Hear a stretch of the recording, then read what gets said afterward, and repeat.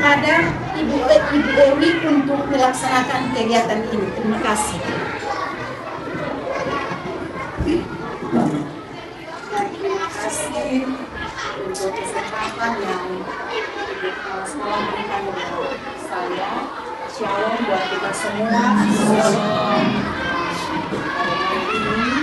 Saya sebagai calon guru penggerak angkatan 7 Kabupaten Timur Tengah Selatan akan berbagi dengan kita semua, Bapak Ibu guru di SD Domitso 1 ini, tentang budaya positif di sekolah.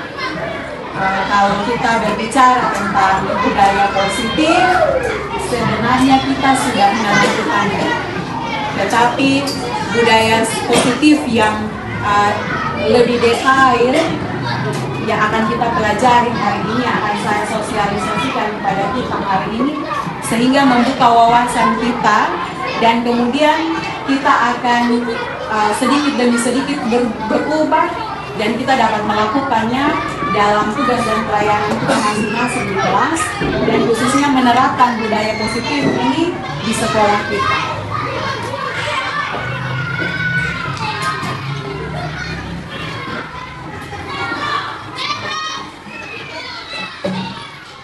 Bapak Ibu Kepala Sekolah, Bapak Wakil Kepala Sekolah, dan Bapak Ibu Guru, pemerintah sementara menggaungkan Merdeka Belajar. Dan Merdeka Belajar ini sesungguhnya sudah ada sejak Ki Hajar Dewantara yang adalah Bapak Pendidikan Nasional mulai menggaungkan pendidikan. Ki Hajar Dewantara, dia mengatakan bahwa pendidikan adalah menuntun segala kodrat yang ada pada anak-anak agar mereka dapat mencapai keselamatan dan kebahagiaan setinggi-tingginya, baik sebagai manusia maupun sebagai anggota masyarakat. Dan dalam kurikulum Merdeka saat ini adalah filosofi pendidikan yang menjadi dasar dalam pelaksanaan kurikulum Merdeka. Selain itu, Ki Hajar Dewantara juga mengatakan bahwa dasar pendidikan anak berhubungan dengan kodrat alam dan kodrat zaman. Kodrat alam ini berkaitan dengan lingkungan alam, kultur, budaya, maupun kondisi geografis. Kodrat alam juga berkaitan dengan karakter dasar anak seperti disiplin, tanggung jawab, jujur, malas, pemalu, dan karakter-karakter lainnya. Pendidikan juga didasarkan pada kodrat zaman. Kodrat zaman di sini artinya guru harus melaksanakan pendidikan dan melakukan perubahan dari waktu ke waktu. Zaman saat ini berubah. Kita berada pada zaman era globalisasi digital. Segala sesuatu berkaitan dengan teknologi, sehingga pendidikan juga harus mengutamakan akan kodrat zaman ini. Perubahan-perubahan yang ada harus kita sesuaikan, sehingga murid-murid kita dan juga kita sebagai guru tidak tertinggal. Nah, untuk melakukan itu, maka guru harus menjadi model positif. Haruslah menjadi model. Guru harus tahu terlebih dahulu, baru kemudian diterapkan atau ditransferkan kepada murid-muridnya. Selanjutnya, guru diibaratkan sebagai tukang kebun. Filosofi pendidikan Ki Hajar Dewantara, dia mengatakan bahwa kita ambil contoh perbandingannya dengan hidup tumbuh-tumbuhan. Seorang petani dalam hakikatnya sama kewajibannya dengan seorang pendidik. Petani atau tukang kebun memiliki kewajiban dan tanggung jawab yang sama dengan seorang pendidik, di mana yang menanam padi, petani yang menanam padi misalnya, dia punya tugas adalah menuntun sehingga padi itu tumbuh. Dia harus memperbaiki kondisi tanah, memelihara tanaman padi, dia harus memberi pupuk, air, membasmi ulat-ulat atau jamur, yang mengganggu hidup tanaman padi itu sendiri. Begitu pula dengan tugas kita sebagai pendidik. Filosofi pendidikan Ki Hajar Dewantara menekankan kita punya tugas seperti seorang tukang kebun, yang mana tugas kita adalah menuntun. Tugas kita adalah memperbaiki anak-anak kita dari kondisi yang awalnya dari tidak tahu menjadi tahu. Bahkan memelihara, memberi pupuk, memberi air, artinya kita memberikan ilmu pengetahuan kepada anak-anak kita dengan maksimal, sehingga anak-anak kita menjadi anak-anak yang berhasil di kemudian hari. Bapak Ibu guru, salah satu tanggung jawab seorang guru adalah bagaimana menciptakan lingkungan positif yang terdiri dari warga sekolah yang saling mendukung, saling belajar, saling bekerja sama, sehingga tercipta kebiasaan-kebiasaan baik, dan dari kebiasaan-kebiasaan baik ini akan tumbuh menjadi karakter-karakter baik warga sekolah, dan pada akhirnya karakter-karakter baik dan kebiasaan-kebiasaan baik ini pasti akan membentuk sebuah budaya, yaitu budaya positif. Materi pertama dari sosialisasi budaya positif di sekolah ini adalah disiplin positif dan nilai-nilai kebajikan universal. Saya ingin mengajak kita bersama-sama untuk bermain. Di sini kita akan bermain kepalan tangan. Bermain kepalan tangan ini saya mengajak kita untuk kita ada satu kelompok 2 orang. Dalam kelompok ini satu orang dia mengepalkan tangan, dan orang yang lain dia berusaha untuk membuka kepalan tangan tersebut. Kita anggap di dalam kepalan tangan ini ada sesuatu yang sangat berharga yang harus diraih oleh siapapun. Anggap saja ini uang yang punya nilai sangat-sangat berharga, ya, mana semua orang berusaha untuk meraih. Coba kita lakukan, dan masing-masing kita berusaha untuk dengan rekan kita berusaha untuk satu orang berusaha mau bujuk, rayu, menggelitik atau marah atau membuka dia punya kepalan tangan. Coba masing-masing saya beri waktu 10 detik untuk kita bermain kepalan tangan.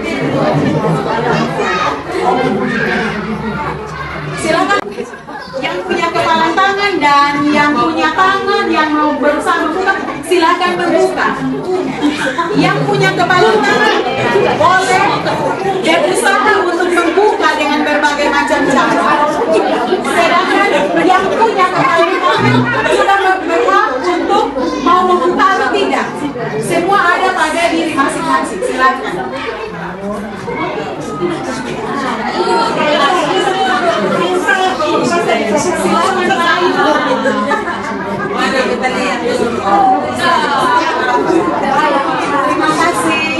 Terima kasih Bapak Ibu guru.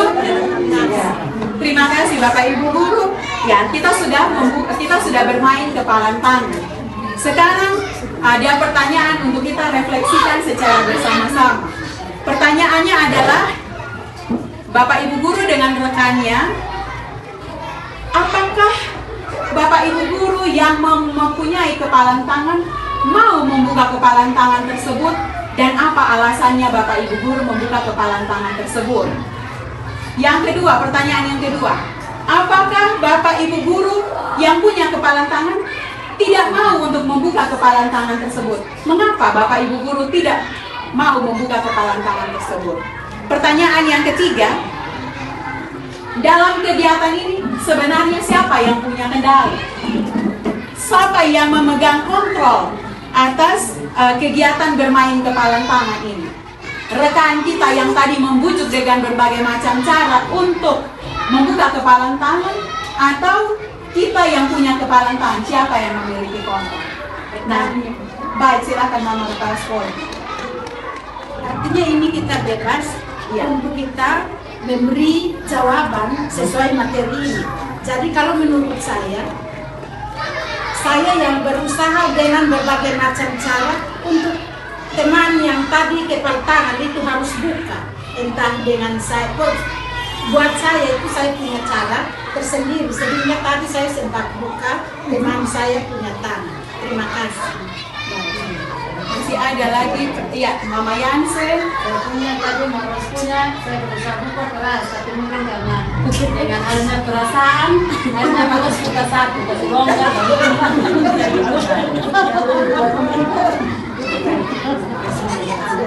Nah, yang berikut, dalam permainan ini, sesungguhnya siapa yang memegang kendali? Kita yang punya kepalan tangan, atau kita punya teman yang berusaha membuka kepalan tangan tersebut?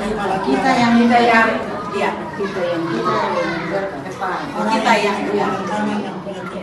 Oke, terima kasih.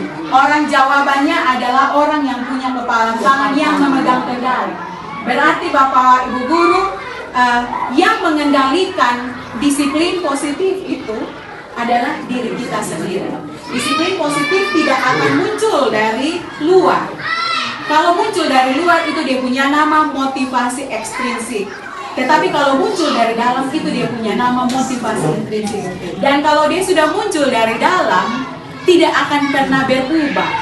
Kalau sudah ada dari dalam kita punya diri, dia tidak akan berubah. Bahkan dia akan terbawa terus. Orang tidak akan mungkin dapat mengontrol kita punya diri kalau sudah ada dalam kita punya diri masing-masing. Bapak Ibu Guru, dalam teori kontrol, kalau kita belajar tentang teori kontrol, ada seorang psikiater dan dia juga sekaligus sebagai seorang pendidik. Dia punya nama William Glasser. Dia memiliki sebuah teori, dia punya nama teori kontrol, dan dia meluruskan beberapa miskonsepsi tentang makna kontrol. Miskonsepsi yang pertama adalah ilusi guru mengontrol murid.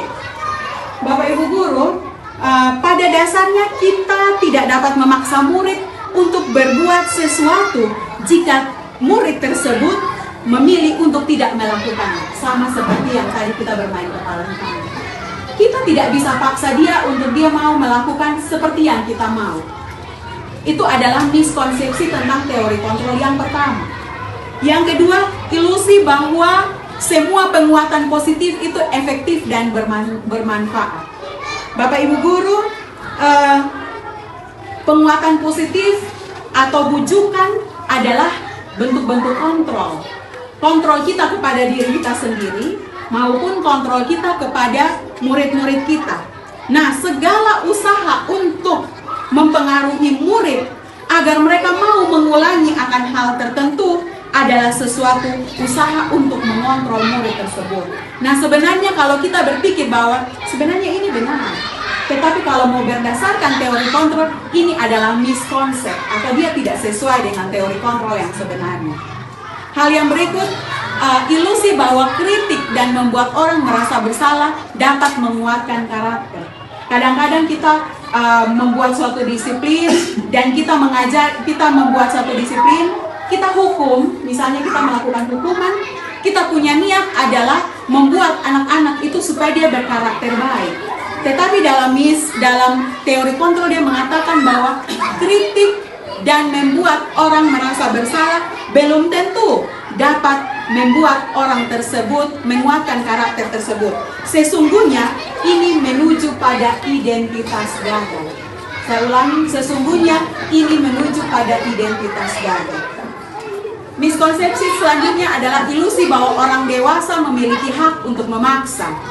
Kadang itu sudah membudaya di dalam kehidupan kita. Orang dewasa memiliki hak untuk memaksa.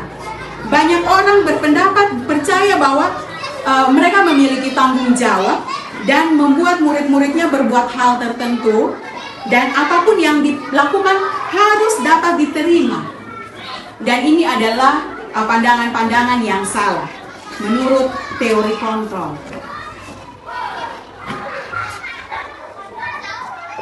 Nah, Bapak Ibu Guru, selanjutnya bagaimana seseorang bisa berubah dari paradigma stimulus respon kepada pendekatan teori kontrol. Jadi ada seorang ahli, dia punya nama Stephen R. Covey. Dia mengatakan bahwa bila kita ingin membuat kemajuan, bila kita ingin membuat kemajuan, perlahan-lahan, sedikit-sedikit, ubahlah sikap atau perilaku Anda. Berarti perubahan itu kita ubah pelan-pelan dari kita punya diri dulu. Namun, bila kita ingin memperbaiki cara-cara utama kita, maka kita perlu mengubah kerangka acuan kita. Ubahlah bagaimana kita melihat dunia, bagaimana kita berpikir tentang manusia. Ubahlah paradigma kita dulu, dan skema pemahaman dan penjelasan aspek-aspek tertentu tentang realitas. Baru kemudian kita mau untuk orang lain melakukannya itu. Bapak Ibu, di sini ada pandangan stimulus respon dan teori kontrol. Kalau stimulus respon dia bilang realitas atau kebutuhan kita sama. Tetapi kalau teori kontrol dia bilang realitas atau kebutuhan kita berbeda-beda. Kadang kita anggap bahwa anak-anak semua datang ke sekolah itu sama tujuannya adalah untuk mendapatkan pendidikan, sehingga kita bagi itu pendidikan secara merata, sama saja. Yang datang dengan karakter yang berbeda-beda kita tidak pernah membedakan. Kita tidak pernah mengkhususkan, kita tidak pernah mempetak-petakan untuk ajar dia atau melakukan pembelajaran sesuai dengan karakter masing-masing. Kita anggap semua sama rata. Yang kedua, menurut stimulus respon semua orang melihat hal yang sama. Kalau teori kontrol dia mengatakan bahwa setiap orang memiliki gambaran yang berbeda. Selanjutnya, kita mencoba untuk mengubah orang agar berpandangan sama dengan kita. Sedangkan kalau teori kontrol dia bilang, kita berusaha untuk memahami pandangan orang lain tentang dunia. Jangan kita berpikir bahwa orang lain harus ikut kita pun mau. Orang lain untuk mengerti, memiliki memahami pandangan orang lain tentang dunia. Karena semua orang datang dengan pemikiran dan pandangan yang berbeda-beda. Selanjutnya, perilaku buruk dilihat sebagai sebuah kesalahan. Kalau stimulus respon itu dia mengatakan bahwa perilaku buruk dilihat sebagai suatu kesalahan. Sedangkan kalau teori kontrol dia mengatakan bahwa semua perilaku itu sebenarnya memiliki tujuan. Dia berperilaku buruk itu sebenarnya ada tujuan. Kenapa dia berperilaku begitu? Mungkin dia kurang perhatian kok. Mungkin di rumah dia sudah pukul dari mama atau dari bapak, dia pulang dia datang di sekolah, dia mulai mengekspresikan dia punya apa yang ada dalam dia pun diri. Selanjutnya, orang lain bisa mengontrol saya kalau stimulus respon. Sedangkan teori kontrol dia mengatakan hanya Anda yang bisa mengontrol diri Anda sendiri. Seperti yang tadi kita bermain kepalan kami. Orang lain dia bisa kontrol kita, tetapi sebenarnya kalau teori kontrol, orang lain tidak bisa mengontrol kita. Pemaksaan ada pada saat bujukan gagal. Sedangkan teori kontrol yang mengatakan kolaborasi dan konsensus menciptakan pilihan-pilihan baru. Dan stimulus respon dia mengatakan tentang model berpikir menang kalah. Sedangkan teori kontrol dia mengatakan tentang model berpikir menang-menang. Jadi kalau stimulus respon itu ada menang ada kalah, tetapi kalau teori kontrol itu semua menang. Anak-anak kita yang malah membuat kesalahan, dia akan menjadi pemenang. Anak-anak yang menjadi korban, dia juga akan menjadi pemenang. Nanti sebentar kita akan lihat pada materi selanjutnya. Selanjutnya Bapak Ibu Guru, kita akan belajar tentang makna disiplin itu sendiri. Bapak Ibu Guru, mungkin kita semua ini tidak asing lagi dengan kata disiplin. Salah satu strategi yang perlu kita tinjau kembali adalah penerapan disiplin di sekolah. Bukan hanya di penerapan disiplin di kelas, tetapi penerapan disiplin di sekolah. Apakah penerapan disiplin di sekolah ini sudah efektif atau perlu ditinjau kembali? Bapak Ibu Guru, sebelum kita mempelajari tentang makna kata disiplin, kita perlu melakukan refleksi, yaitu kita bertanya pada kita punya diri sendiri, bagaimana kita berperilaku, mengapa kita melakukan sesuatu, apakah tujuan kita melakukan sesuatu itu karena ada hukuman di depan, atau kita mau melakukan sesuatu itu karena kita menghindari ketidaknyamanan di dalam kita punya diri, ataukah kita kita melakukan sesuatu itu untuk mendapatkan hadiah atau mendapatkan reward atau mendapatkan penghargaan, ataukah kita mau melakukan sesuatu karena kita mau dapat pujian atau untuk mendapatkan sesuatu, kira-kira motivasi kita tentang untuk mendapatkan sesuatu itu seperti apa, kita bisa merefleksikan itu masing-masing. Bapak Ibu Guru, ketika kita mendengar kata disiplin, maka kira-kira apa yang terlintas di benak kita? Apa yang terlintas di dalam pikiran kita? Kalau kebanyakan orang menganggap disiplin itu adalah tata tertib, peraturan, dan kepatuhan pada sebuah peraturan. Kata disiplin ini juga sering dihubungkan dengan hukuman, Bapak Ibu. Dan sebenarnya disiplin dengan hukuman adalah dua hal yang sangat berbeda, sangat jauh berbeda. Kalau dalam disiplin positif, dalam budaya positif, kalau bisa hukuman itu menjadi suatu alternatif yang terakhir, atau kalau bisa hukuman itu ditiadakan sama sekali.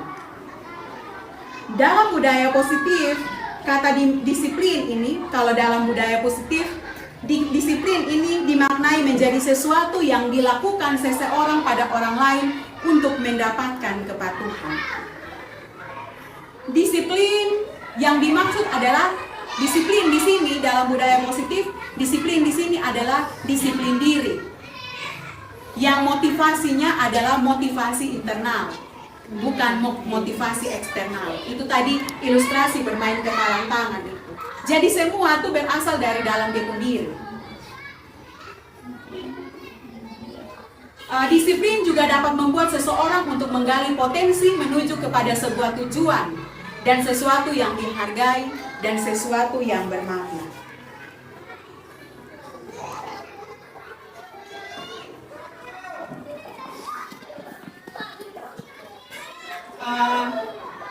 Bapak Ibu Guru, disiplin juga disiplin diri. Yang tadi saya bilang dia ada disiplin diri, ini adalah disiplin yang berasal dari dalam diri karena motivasi internal. Juga mempelajari bagaimana cara kita untuk mengontrol diri dan bagaimana cara kita untuk menguasai diri, untuk memilih tindakan yang mengacu pada nilai-nilai yang kita hargai. Seseorang yang memiliki disiplin diri berarti mereka bisa bertanggung jawab terhadap apa yang dilakukan karena mereka mendasarkan tindakan mereka pada nilai-nilai kebajikan universal.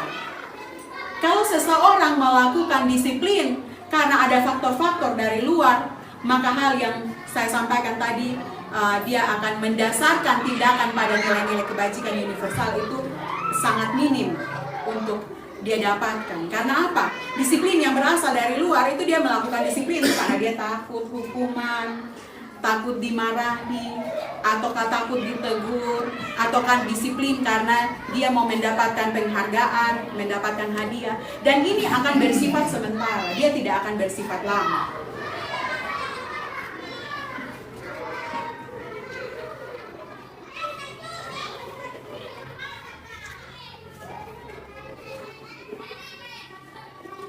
Bapak Ibu Guru,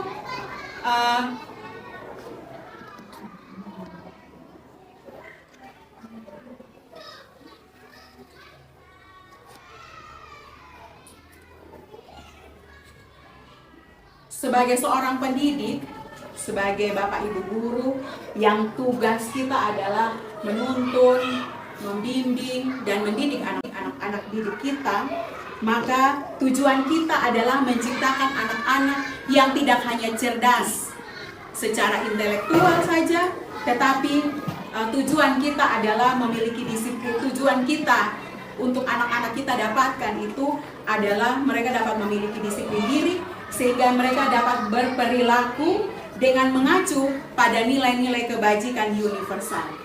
Nah, sekarang saya akan mengajak kita untuk belajar apa itu nilai-nilai kebajikan universal. Bapak Ibu Guru, Bapak Pendidikan Nasional, Bapak Ki Hajar Dewantara, dan ada seorang ahli yang bernama Dayana Gosen. Mereka mengartikan disiplin sebagai bentuk kontrol diri yaitu belajar untuk kontrol diri agar dapat mencapai tujuan mulia. Tujuan mulia di sini mengacu pada nilai-nilai atau prinsip-prinsip mulia yang dianut seseorang.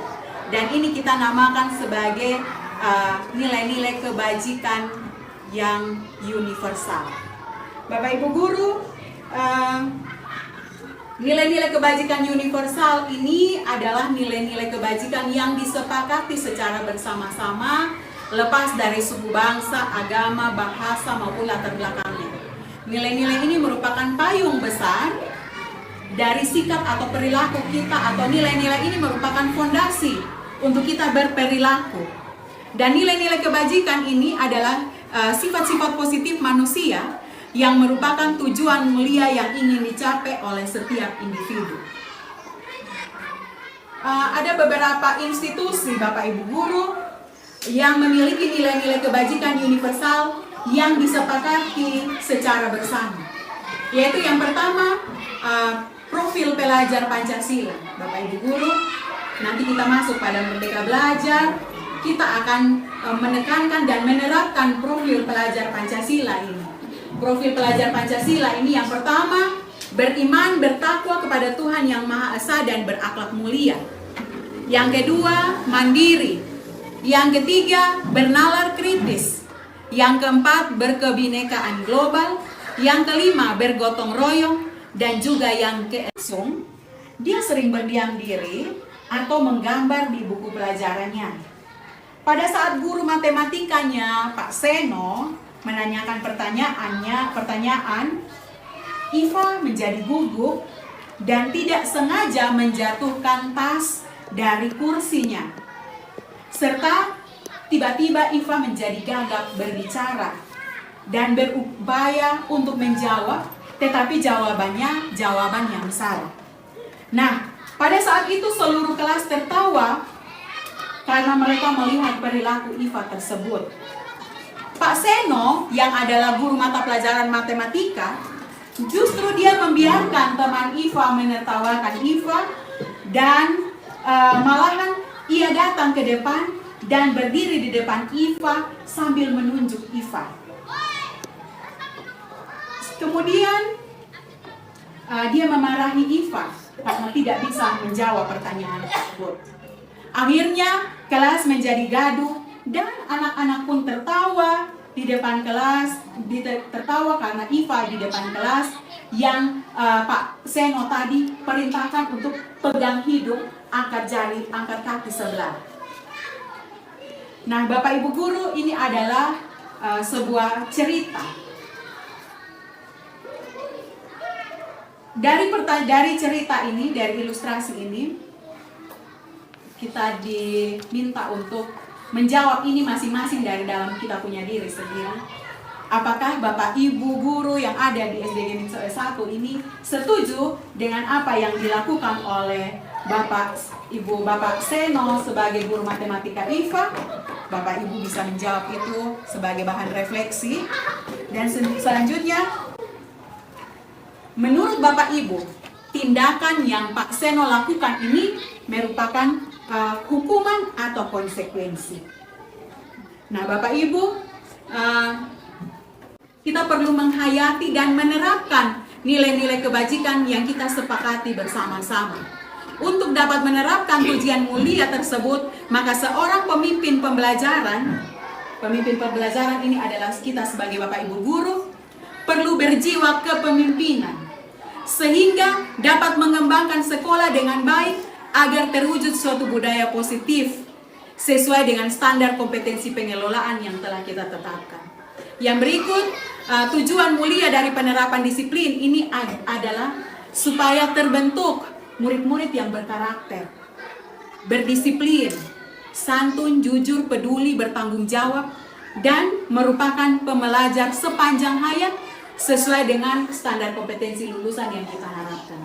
Nah, Bapak Ibu Guru, kita di kita punya sekolah ini sudah menerapkan ini. Nilai-nilai kebajikan universal ini kita sudah terapkan. Kita mulai dari kesepakatan kelas yang kita sudah buat. Nah, kesepakatan kelas yang kita sudah buat itu sebenarnya akan melahirkan disiplin positif, berdasarkan nilai-nilai kebajikan universal. Selanjutnya kita ada pada materi yang berikut, yaitu tentang teori motivasi, hukuman, penghargaan, dan restitusi. Bapak Ibu Guru, sebelum kita belajar tentang materi ini, saya mau mengajak kita untuk merefleksi beberapa hal. Yang pertama, kita mari tanyakan kepada kita punya diri sendiri. Kenapa kita melakukan sesuatu? Apakah kita melakukan sesuatu karena ada dorongan dari lingkungan, ada dorongan dari orang lain, atau kadang kita melakukan sesuatu untuk mendapatkan senyuman dari orang lain, atau untuk mendapatkan hadiah dari orang lain, atau untuk mendapatkan uang? Kira-kira apa motivasi kita untuk melakukan sesuatu? Yang kita lakukan dalam aktivitas kita sebagai pendidik yang berada di dalam kelas, dalam melaksanakan kegiatan pembelajaran, kadang-kadang kalau anak-anak melakukan kesalahan, tidak jarang kita melakukan hukuman. Baik itu hukuman secara fisik maupun hukuman secara psikis. Nah, Bapak Ibu, hukuman ini adalah sesuatu yang bersifat terencana atau tiba-tiba. Hukuman ini adalah sesuatu yang bersifat terencana atau tiba-tiba, Bapak Ibu. Dan hukuman ini tidak disepakati bersama-sama antara guru dan murid. Jadi kalau anak melakukan kesalahan, kita langsung saja melakukan hukuman. Kita langsung saja menghukum tanpa ada kesepakatan.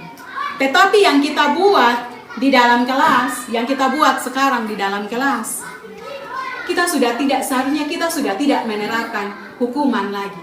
Karena apa? Kita sudah melakukan kesepakatan bersama.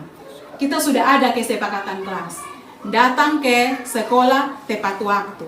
Itu merupakan kesepakatan yang kita sepakati secara bersama-sama dan tidak dilakukan sepihak oleh guru. Kalau hukuman ini dia bersifat satu arah, hanya dari guru kepada muridnya.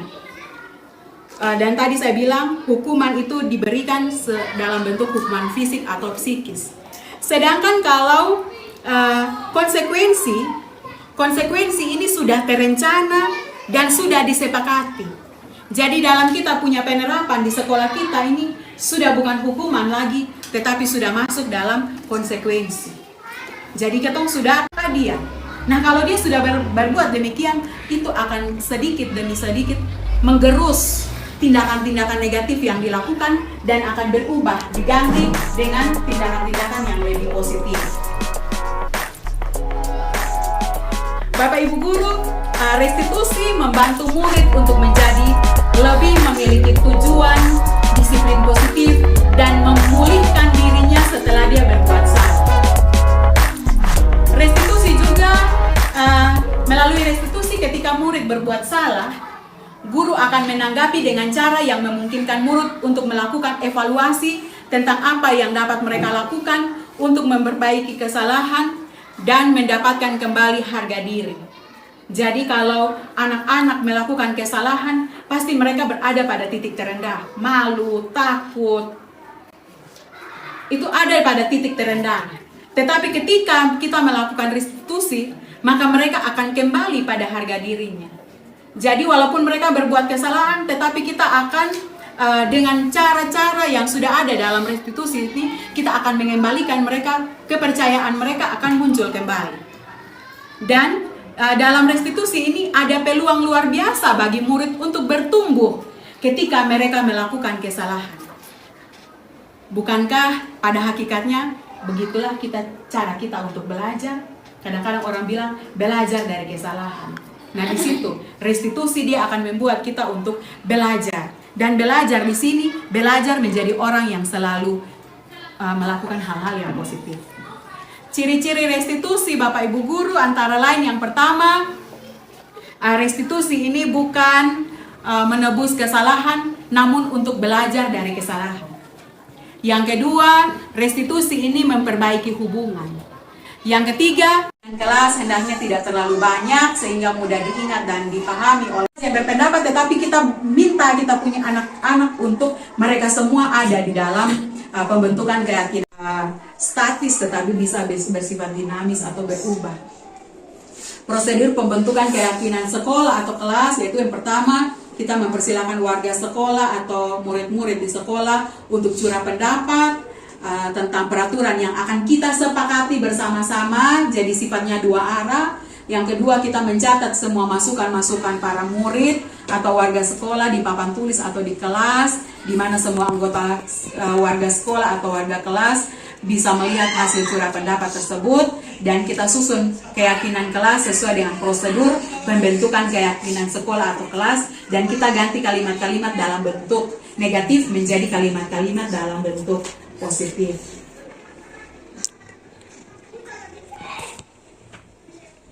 Ya, Bapak Ibu guru, ini ada contoh keyakinan kelas. Ini ada contoh keyakinan kelas. Ada keyakinan kelas 1.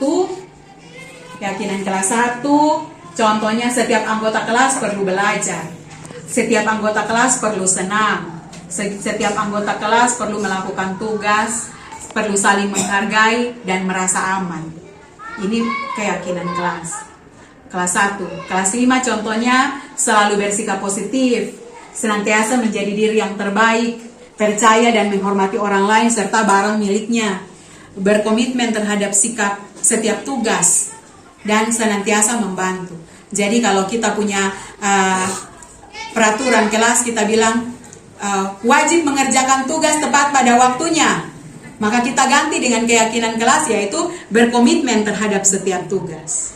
Yang berikut keyakinan kelas 7 ini untuk anak-anak yang SD. Di situ rasa hormat, bekerja, diterima dan dimiliki, itu mereka melakukan suatu kalimat. Kami meyakini bahwa sangat penting untuk menghormati semua orang dan barang milik orang lain. Ini adalah bentuk-bentuk keyakinan kelas yang saya yakin bahwa kita pasti bisa menerapkan ini di sekolah kita. Dan kalau kita sudah terapkan ini, tentu kita punya sekolah bergerak maju pada sekolah yang menerapkan budaya positif. Yang berikut Bapak Ibu, ada kebutuhan dasar manusia. Kebutuhan dasar manusia ini berkaitan dengan ada 5 kebutuhan dasar manusia, yaitu kebutuhan untuk bertahan hidup, kebutuhan untuk kasih sayang dan rasa diterima, kebutuhan untuk penguasaan, kebutuhan untuk kebebasan, dan kebutuhan untuk kesenangan. Bapak Ibu guru, para murid-murid kita sebenarnya mereka semua ada kebutuhan-kebutuhan ini. Mereka semua memiliki kebutuhan-kebutuhan ini. Jangankan murid-murid, kita sendiri sebagai Bapak Ibu guru juga sebenarnya memiliki peraturan-peraturan ini. Jadi kadang-kadang ini anak ini, misalnya saya beri contoh. Ada seorang anak yang dia datang sekolah, dia minta dia punya kawan makanan. Itu sebenarnya kadang-kadang kalau kita pikir, lu rakus lah, rakus lah. Saya pun anak Ara bilang, makanya makan banyak-banyak dari rumah supaya jangan datang sekolah baru minta-minta. Tetapi sesungguhnya anak tersebut sedang berusaha untuk memenuhi kebutuhan dasarnya, yaitu untuk bertahan hidup. Kalau dia ada dalam kondisi lapar, dia sampai pakai malu, Bapak Ibu. Anak-anak dia sampai pakai malu, pasti dia minta. Jadi sebenarnya jangan kita judge bilang dia rakus, tetapi sementara dia sedang memenuhi kebutuhannya. Atau dia terlalu menangis entah berhenti, cari perhatian entah berhenti. Sebenarnya dia bukan nakal atau dia bukan anak yang cengeng atau manja, tetapi sebenarnya dia ada sedang memenuhi kebutuhannya tentang kasih sayang dan rasa untuk diterima. Jadi kalau anak-anak itu juga dia kalau sudah jam 10, jam 11, jam 12, kok dia sudah tidak konsentrasi lagi, kita tegur dia. Sampai saya bilang dengan anak-anak, mahasiswa dong ini datang untuk catat kalian yang suka ribut dan akan dilaporkan kepada kepala sekolah dan akan dipanggil orang tuamu. Sesungguhnya saya lupa bahwa anak-anak itu sedang ada pada kebutuhan dasarnya, yaitu kebebasan dan kesenangan. Dong ingin bebas sedikit sah. Dong capek belajar setengah jam, dong mau bebas sedikit, refreshing sedikit. Sehingga kebutuhan-kebutuhan dasar manusia ini perlu untuk kita pahami bersama-sama dan bisa kita lakukan di dalam tugas dan tanggung jawab kita sebagai Bapak Ibu Guru.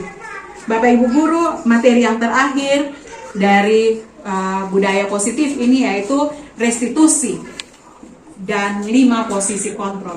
Bapak Ibu mungkin mohon maaf, ini waktu kurang 5 menit kita harus pulang. Di sini Bapak Ibu sebagai guru kita memiliki 5 posisi kontrol.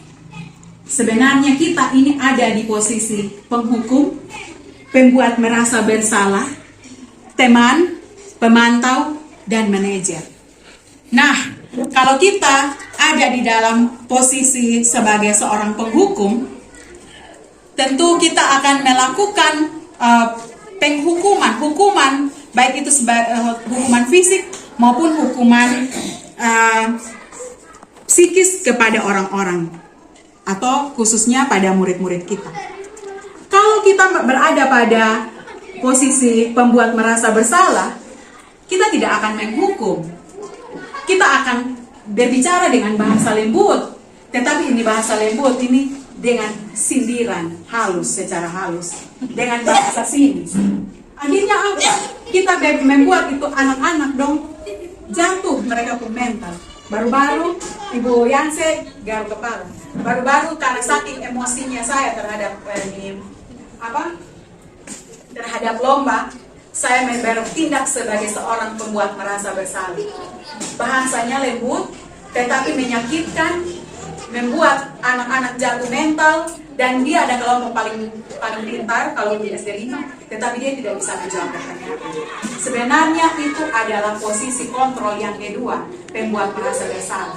Kita omong dengan bahasa yang lembut, tetapi dia akan merasa tidak nyaman, dia akan merasa terganggu, dan justru yang paling fatal, dia merasa rendah diri. Yang berikut, teman, posisi kontrol sebagai teman. Guru pada posisi ini tidak akan menyakiti muridnya. Namun dia tak akan terus berupaya untuk mengobrol muridnya dengan cara-cara sebagai seorang sahabat. Posisi teman pada guru bisa negatif tetapi bisa positif. Kalau kita pikir, kok teman kok bisa negatif? Kalau negatif di sini, kita akan berada pada membuat ini anak-anak dong. Tidak ada pada sebuah penghargaan, tidak akan ada pada posisi membedakan mana guru, mana bagian yang pertama, alur restitusi yang pertama itu yaitu validasi tindakan yang salah. Di sini kita bilang anak-anak yang melakukan kesalahan, kita tidak langsung marah-marah, kita tidak langsung vonis dia, tetapi kita bilang begini. Ini mungkin bahasa ini, kalimat ini pasti kita tidak akan terima. Kita bilang ini anak-anak di Timur ini tidak bisa dengan cara begitu, Mama. Tetapi ini disiplin positif yang harus kita lakukan. Yang pertama, ketika dia melakukan kesalahan, kita bilang, kamu tentu punya alasan mengapa melakukan itu. Ini adalah kalimat positif. Pasti ini kita anggap bahwa anak Timur tidak bisa dengan cara begitu. Tetapi ini yang harus untuk kita lakukan. Yang kedua, adakah cara yang lebih efektif untuk mendapatkan apa yang kamu butuhkan? Itu sisi restitusi yang pertama. Yang kedua, menanyakan keyakinan. Yang kedua adalah menstabilkan identitas. Pada sisi menstabilkan identitas ini, anak-anak yang melakukan kesalahan, kita akan kembalikan dia pada posisinya, menstabilkan dia punya kondisi. Mungkin dia takut, mungkin dia rasa bersalah dan lain-lain. Kita menstabilkan kondisi mereka dengan cara kita kita buat kalimat seperti ini. Kita berbicara seperti ini kepada mereka. Setiap orang pasti pernah melakukan kesalahan. Ini adalah kalimat-kalimat positif yang bisa menguatkan dia. Kalau lalu kamu bukan satu-satunya yang pernah melakukan ini. Ini adalah tindakan-tindakan untuk menstabilkan identitas. Dan tindakan yang terakhir, sisi yang terakhir adalah menanyakan keyakinan. Keyakinan apa yang telah kita sepakati bersama-sama? Kamu ingin menjadi orang seperti apa? Nah, ini adalah langkah-langkah pada restitusi yang kita bisa lakukan di dalam tugas dan tanggung jawab kita sebagai Bapak Ibu guru, sehingga sedikit demi sedikit budaya positif itu bisa kita wujud nyatakan dalam tugas dan pelayanan kita di sekolah kita. Ketika kita mulai dari diri, maka kita yakin bahwa semuanya akan pasti berjalan sesuai dengan apa yang sudah kita yakini dan apa yang sudah kita mau. Baik Bapak Ibu guru, demikianlah sosialisasi saya berkaitan dengan budaya positif. Dengan melakukan budaya positif, saya percaya bahwa kita akan bergerak, dan ketika kita bergerak, TTS bisa cerdas, dan ketika TTS cerdas, pasti Indonesia maju. Demikian penyampaian saya, kurang lebihnya saya mohon maaf. Sekian dan terima kasih. Shalom untuk kita semua. Lalu, kamu bukan satu-satunya yang pernah melakukan ini. Ini adalah tindakan-tindakan untuk menstabilkan identitas. Dan tindakan yang terakhir, sisi yang terakhir adalah menanyakan keyakinan. Keyakinan apa yang telah kita sepakati bersama-sama? Kamu ingin menjadi orang seperti apa? Nah, ini adalah langkah-langkah pada restitusi yang kita bisa lakukan di dalam tugas dan tanggung jawab kita sebagai Bapak Ibu guru, sehingga sedikit demi sedikit budaya positif itu bisa kita wujud nyatakan dalam tugas dan pelayanan kita di sekolah kita. Ketika kita mulai dari diri, maka kita yakin bahwa semuanya akan pasti berjalan sesuai dengan apa yang sudah kita yakini dan apa yang sudah kita mau. Baik Bapak Ibu guru, demikianlah sosialisasi saya berkaitan dengan budaya positif. Dengan melakukan budaya positif, saya percaya bahwa kita akan bergerak, dan ketika kita bergerak, TTS bisa cerdas, dan ketika TTS cerdas, pasti Indonesia maju. Demikian penyampaian saya, kurang lebihnya saya mohon maaf. Sekian dan terima kasih. Shalom untuk kita semua.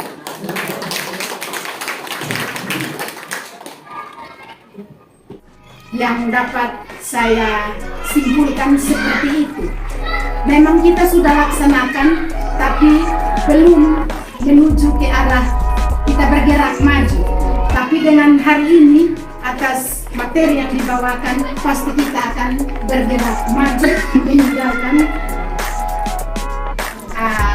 cara-cara kita yang lama untuk kita membawa anak-anak kita lebih baik lagi dengan anak yang disepakati bersama.